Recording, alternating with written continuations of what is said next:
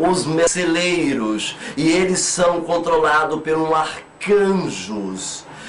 Ali, então, no seu universo, prezados ouvintes, é manipulado todas as plantas, o DNA de todas as plantas que existem em nosso mundo e que existem em outros mundos dentro do nosso vasto universo. Se você pensar que você está sozinho, você está como os padres, são medievais. As mentes, teve uma época que Galileu Galilei disse que a Terra era redonda.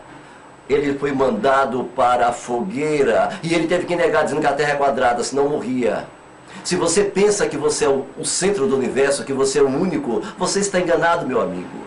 Existem bilhões de mundos e o Shaul, o apóstolo Talmidim Shaul, ele fala isso em Hebreus e Yehudim, capítulo 11, onde ele fala de outros mundos. Exatamente, são bilhões e bilhões de mundos e ainda em nosso universo. Este universo que eu estou falando já é outro universo, que é atravessado pelas águas. Depois de muito tempo, você chega no portal e entra nessa dimensão dos Melahim celeiros. E lá do outro lado do rio, do outro lado do mar de cristal, você então encontra como os celeiros manipulam as sementes e vêm aos nossos mundos e cultivam as espécies, e eles também são conhecidos como os botânicos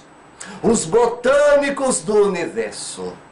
Porém, prezados telespectadores, se você por acaso viajar novamente e pensar em chegar no limite desse universo dos Melahim celeiros e viajar, você encontrar exatamente outro outra final, outro fim, e você encontra também água.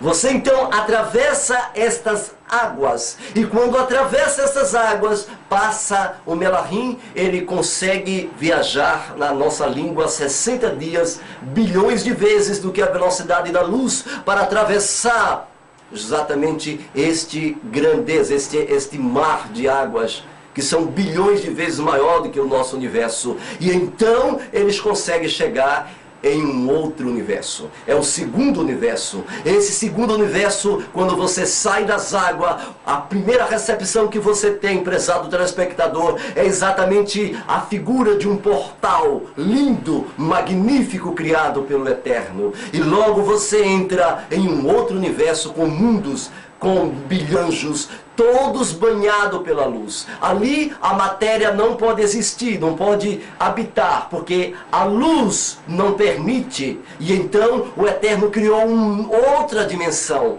para que nesta dimensão a matéria espiritual possa então coadjuvantemente, junta com a luz, habitar harmonicamente. Isto é conhecido como o mundo espiritual, que habita, por exemplo, nesse segundo mundo, chama-se os sentinelas. Estes sentinelas, estes que são chamados em nosso planeta anjos da guarda, são esses que vêm a serviço dos mundos do Tsitsum, ou seja, dos mundos físicos, entre estes o nosso. São eles que estão diariamente com o homem, que ajudam, que aconselha, que permite o Eterno ajudar em sua missão. Está escrito lá exatamente onde o salmista Davi disse: o Melahim do Eterno acampa-se ao redor dos que o temem e os livra. Exatamente, os sentinelas ali vivem. São bilhões e bilhões de Melahims em mundos ali espalhados com maravilhas que é indescritível a linguagem humana. Mas se nós adentrarmos e conseguirmos viajar adiante, nós vamos novamente encontrar o final deste universo e vamos então entrar em um terceiro universo. Esse terceiro universo é interessante, é conhecido pelos profetas, por Yeshua e pelos discípulos, pelos talmidinhos e também por tantos profetas, pelos naviinhos, com o nome de Sheol. É o mundo do Sheol, que é traduzido como inferno. Na verdade, não tem nada a ver com inferno, mas neste universo, prezados telespectadores, para aqueles que são ignorantes e não conhecem, é o mundo da punição. É o universo da punição, é o local, é o cárcere do universo. E é interessante que o terceiro universo e o quarto universo, eles não são atravessados por água, por dentro da água, mas eles são atravessados por fora da água. Exatamente, prezados telespectador, nós temos então exatamente o universo Sheol, numa base embaixo e o universo, o Sheol positivo em cima. Ou seja, são dois Sheol. O Sheol positivo e o Sheol negativo. O Sheol negativo é chamado o Sheol da punição. O Sheol positivo é chamado de Gan Eden. Gan Eden. Vamos ver aqui o que é que acontece. Exatamente quando o indivíduo é punido pelo Eterno. Quando diz a palavra do Eterno, ao homem é dado morrer uma só vez. E depois disso, o que, prezado telespectador? O juízo.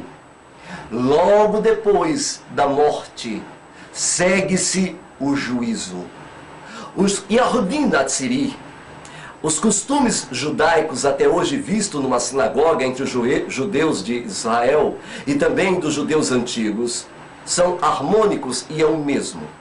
A igreja romana, a igreja católica, ela copiou muitas destas coisas, ainda quando havia uma ligação, não era o que eu ligava antes de Constantino.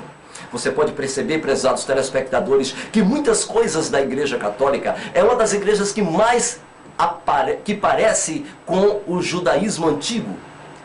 E é exatamente a liturgia, a maneira de ser do padre católico. Perceba que quando ele está fazendo a missa, ele vira as costas. Exatamente como faz os judeus. Ele se vira para o lado de Jerusalém. Você perceba que a batina que eles usam até hoje era um protótipo da roupa sacerdotal que os judeus usavam dentro do templo. É impressionante, tanto quanto dentro das sinagogas. E alguns costumes, as ideias, eles tiraram da onde? É isso que constitui Babilônia. Babilônia, ela é, prezado telespectador, uma mistura. Babilônia é uma mistura, ela pega exatamente aquilo que é verdadeiro e mistura. Quando você ouve aquela coisa, você diz, ué, mas isso não é de Babilônia? Isso não é da Igreja Católica? Não, prezados ouvintes, isso não é da Igreja Católica, é igual dos judeus.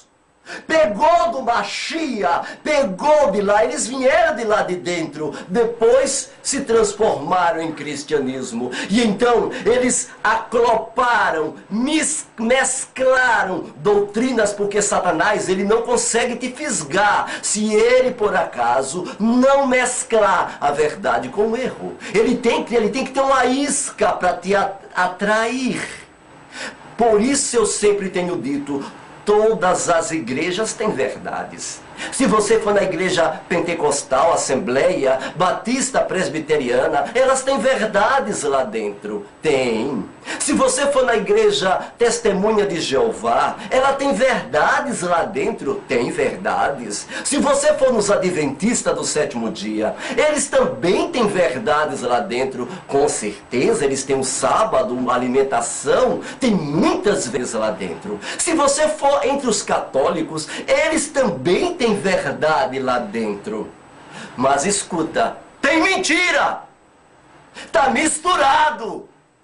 E vocês têm que saber o que é verdadeiro e o que é falso. Separar não é fácil, porque confunde a mente, você fica confusa ou confuso, você não sabe separar. Então vejamos o que acontece exatamente quando o homem vai para o Sheol.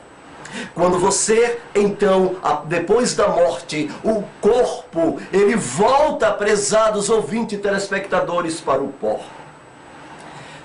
Mas Eclesiastes 12:7 diz o quê?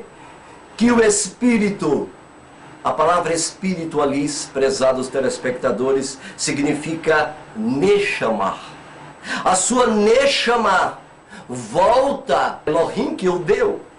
E está escrito isso na palavra. O juízo, depois a Neshama volta para o eterno. E então o seu corpo volta para o pó. E então se cumpre o que está escrito em Eclesiastes 9, 5, 6. Amor, inveja, ódio para eles aqui nesta dimensão. Não mais ele tem participação de coisa alguma do que se faz debaixo do sol. Então, a sua memória, o seu corpo jaz no esquecimento. Ele está dormindo, já é pó. Porém, a sua Neshama não. A sua Neshama continua. E fica 7 dias aqui na terra. E então, depois de 7 dias, são leis criadas pelo Eterno, pelo Elohim. Então ele vai para o universo da punição. E você, prezado telespectador, tem que saber disso.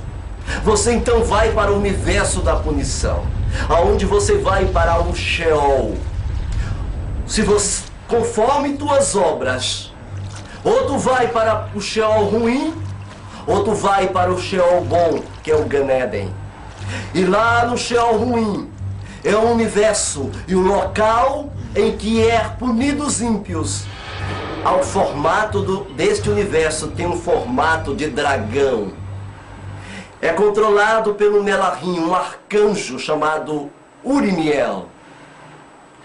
Urimiel tinha a serviço dele 5.000 Melahims, todos com formatos de leão, com suas roupas de fogo.